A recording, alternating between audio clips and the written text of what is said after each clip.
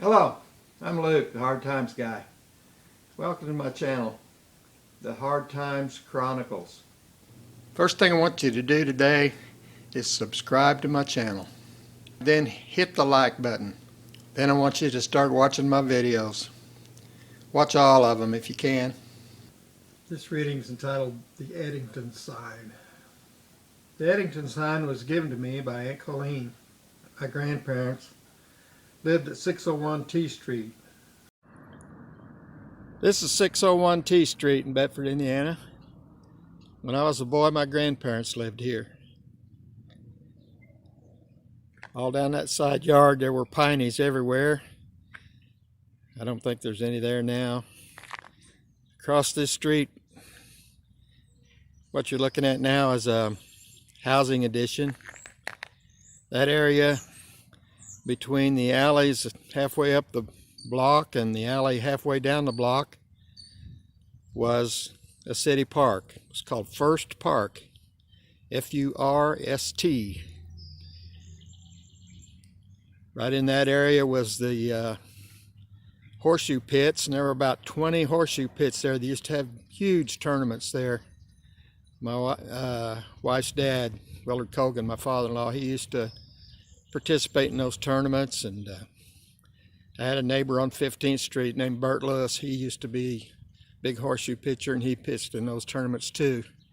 Right here at this end of the street, next to what's this, 6th Street, about where that street there is, there was a basketball court. Full-length basketball court, goal at both ends.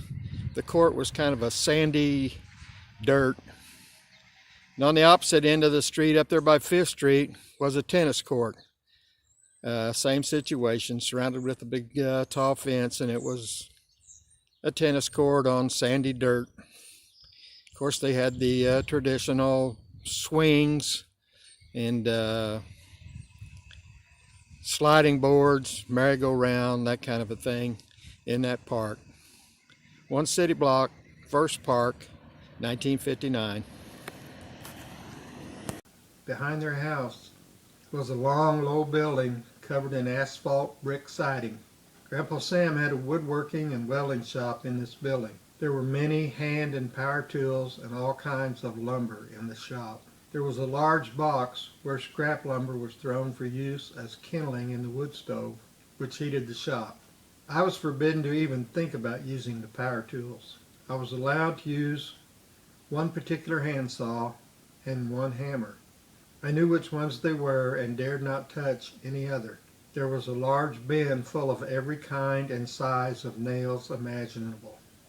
I fashioned many wooden treasures from the kindling box as a youth. The Eddington sign hung on the north end of the building facing 6th Street. There was a barn behind Grandpa Sam's shop building. It was one of those gambrel roof style barns. As far as I could tell, it had never been painted. It's torn down now, and my sister told me she had a picture of it. I hope she does. She's supposed to find it and send it to me.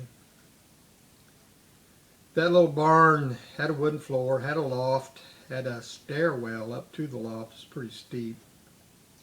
As far as I can remember, there never was anything in the barn.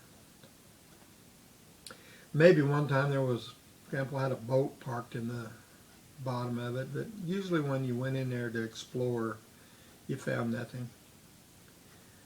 But at some point in time after my grandparents were both gone, the man who lived in their house and owned their property came across this Eddington sign standing on end in the dirt floor of that barn, leaned up against the wall. And as would have it, termites and rot had begun to eat the sign from the ground up, so the E is now missing from the sign. I thought about, after Aunt Colleen gave it to me, I thought about trying to fix it, but I decided I couldn't fix it and make it look like it was anything but having been fixed. I kind of liked it better without the E, have the story of how Mr. Sherrill found the sign and gave it to Aunt Colleen, and how after several years of owning it, Aunt Colleen one day gave it to me.